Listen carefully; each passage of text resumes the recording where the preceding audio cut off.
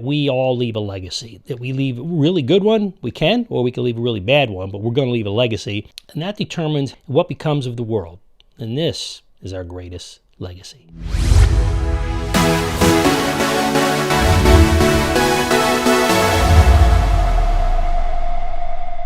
Hey everybody, welcome back to Reasons for Truth. I'm your host, Stevie Garofalo. Reason for truth, where the truth comes first, reasons come last, but we're always and constantly learning. As we stop learning, we stop teaching, or at least stop teaching well, and we don't want to do that. This is a two-part series released. Remember, share this with your friends, but so you don't miss part two. But this is part one for today. It was long, so I broke it up. While the title of the talk is Our Greatest Legacy, I want to focus on the life of David, right, in 2 Samuel, in an effort to illustrate an often overlooked failure within his life directly affected his legacy. I think that the legacy of David is a great one, but he had his failures too. It's easier to look and learn from our failures than it is from our triumphs quite often, okay? And that's true of ourselves as well. While tempted to give you all types of stats and data on the obvious state of the United States, Europe, the world, Asia, Africa, I want to give you something better. I want to give you a story that illustrates the core problem of today's global demise. The reason I'm doing this is based on biblical principles or lack thereof. It's because this is what affects people. And it directs people in the steps in one way or the other, whether they follow God's ways or their own. The most ancient and wise, dependable principle of how to live life is found in the ancient scriptures. And today's scripture references will focus on the life of David as written about in the book of 2 Samuel. 2 Samuel was written by Samuel himself and some others, circa 930 BC and later. So let's get started. One thing that has always baffled me about one of the most well-known biblical characters and fathers, Father King David, he was father and king, remember, is that he, like the rest of an imperfect human race, that's you and I included, made a lot of selfish decisions and bad ones. As a person, as a king, as a leader, as a father, David's a great biblical character for sure, but we often don't get a balanced view of David's failures in light of his triumphs, and this detracts, I think, from the biblical lesson God has left us through the life of David. Instead, we tend to elevate, I think kind of lopsided, God's imperfect servant, David, due to all the success he was given, really by God, by glossing over his failures. You and I today, we don't learn as many things as we ought to, and it's in his failures that I think some of the greatest lessons are to be learned. So the goal today is not to focus on the failures of David, but how you and I can learn from David's failures, his pitfalls in his own life, and perhaps our own. I think this is why God gave us 2 Samuel a great part. One major hallmark of King David is most always overlooked in the simple fact that he had the propensity to make very poor decisions in sparing those who unjustly sought to kill him. That's kind of a weird thing. Some people are going to say, well, he was right in what he did in great part, but often he didn't act rightly all the time. And that's what kind of I want to mine down to today. We saw this with King Saul. Now we see it the same predicament with David, his own son Absalom. With Saul, I can see why David left it in God's hands to take Saul out. He was the king. He was an anointed one. That being said, he left it. He said, listen, this is in God's hands. That being said, David had been cornered. Saul would have just killed him and put him in the forever box had David not acted as he did with God's wisdom. But David had the biblical right to take Saul's life, I think, in self-defense. But he left it, ultimately being the anointed king, he was wise to leave that in the hands of God. So I'll leave that up for you to sift through and decide for yourself. I know that David was wanting to be above reproach, but his decision to spare his enemy often came at the expense of others who were in danger of losing their own lives. And I think that is not right. Yet in the end, God protected them all. But today, for you and I, think about this more deeply. We want to apply this to our life. Like, how do we not make some of these mistakes? And how do we also do some of the good things David did? So let's fast forward to 2 Samuel 14 to look at the truth of today's text lesson, okay? Rewinding to an earlier time in 2 Samuel, read about Amon, David's son, from another wife, lusting after Tamar, his half-sister.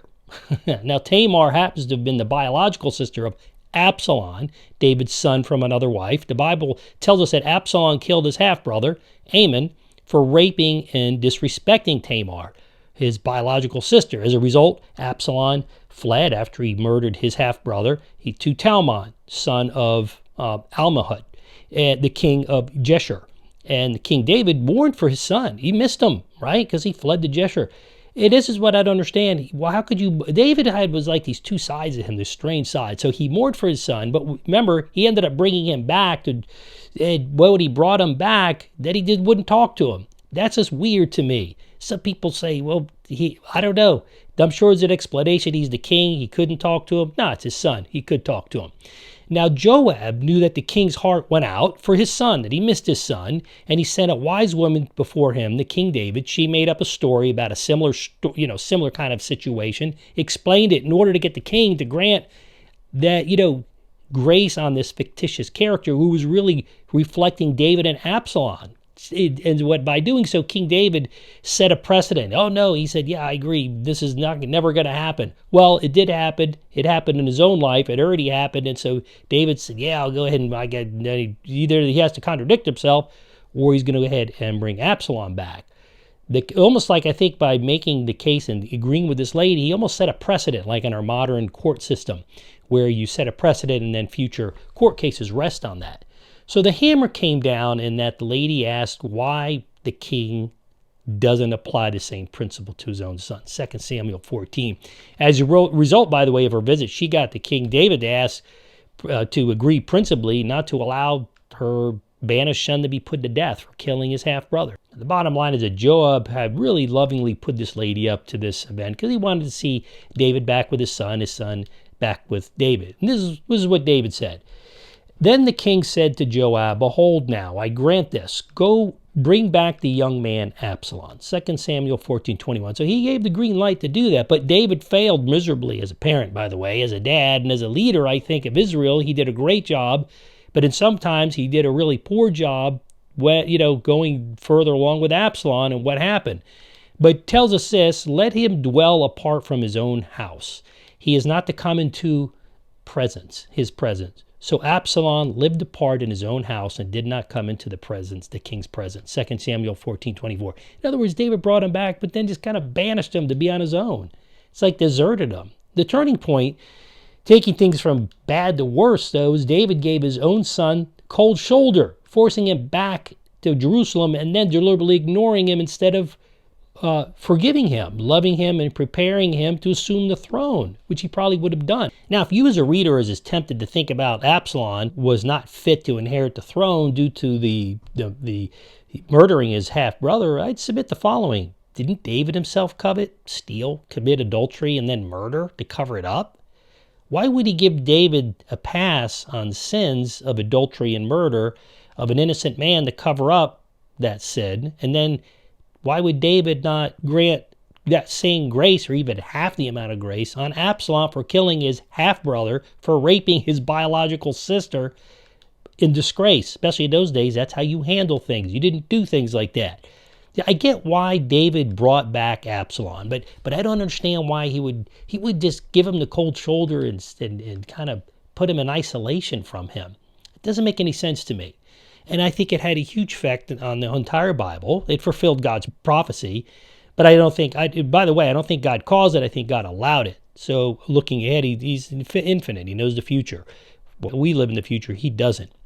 He just sees things as is. What was David trying to achieve?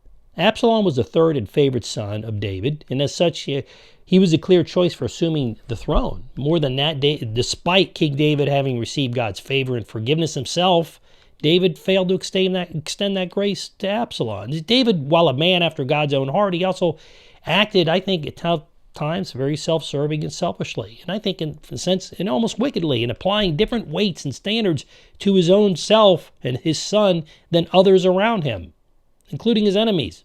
Outside of God's proclamation that the sword would never leave David's house, I don't believe Absalom would ever have went against King David. I don't think he would have, if he wouldn't have forced him back and then just put him in some isolation, I don't think Absalom would have, of course he would. He wouldn't have been there to do it. So David brings these things on sometimes himself. Now, furthermore, David had hundreds of wives. Don't forget that. So what was that about? We know that he married for reasons that kings would have him marry so that they wouldn't go to war. If your family don't go to you don't go to war with family. It's kind of the reason why he had all those wives. I understand that most of those wives were given to him, again, by neighboring nations to keep peace throughout the bloodline family marriage thing. Nevertheless, David enjoyed Michal, Abigail, and Bathsheba as prominent in Scripture. So take all the other ones out. He still had 3. He wasn't supposed to have 3, but he had 3. Okay, Deuteronomy 17:17 forbids kings or anybody from taking multiple wives. Despite David's 700 wives and 300 concubines, included in that were 3 very special wives.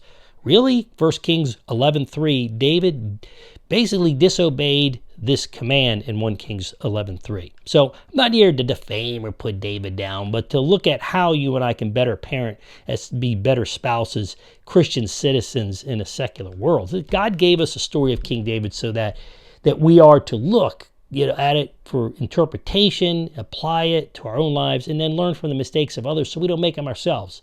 Now, to be fair, Absalom and Saul were both wrong for pursuing David to, effort to kill him. But in Absalom's case, it was easily avoidable. Had David done his job as father and national leader, that would have never happened. I know this is not a popular point for many Christians to look at because David was a great man. He's a great leader. And rightfully so, he's one of the great characters of the Bible. And all characters of the Bible are imperfect, just like you and I. Only perfect character was Jesus Christ. So I'm going to pick it up next time, the next episode. We're going to pick it up from here. I wanted to lay out some groundwork for the next time. We'll pick up the story in an effort to see why we do the same thing that David did, right? To one degree or another, we do much the same today. This all starts with ourselves getting in the Word every day, going to good teachers, and if we don't change this, we're going to face further pain in our culture and the world. And we want to make sure we get out of our bubble and into the world. We want to make sure we start by each morning in the Word, then we go out into the world. Get that armor on. So, listen, we're not to be of the world, but we're called to live in it, the world, and not to avoid it. John 17:14-15. And this all starts with the family. So thank you for tuning in. Check out equippedacademy.com. Get some deeper training there. And join my community at Stephen Garofalo. Before you leave, make sure you share this with others and hit the subscribe button. God's blessings to you. Listen, appreciate you tuning in. We'll see you at the part 2. Make sure you subscribe. You don't miss it. We'll see you over there. I'm your host, Stephen Garofalo. This is your Reason for Truth for today.